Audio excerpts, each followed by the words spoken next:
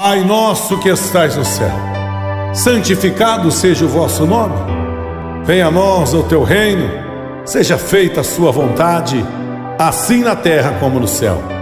O pão nosso de cada dia nos dai hoje. Perdoai as nossas ofensas, assim como nós perdoamos a quem nos tem ofendido. E não nos deixeis cair em tentação, mas livrai-nos do mal. Amém.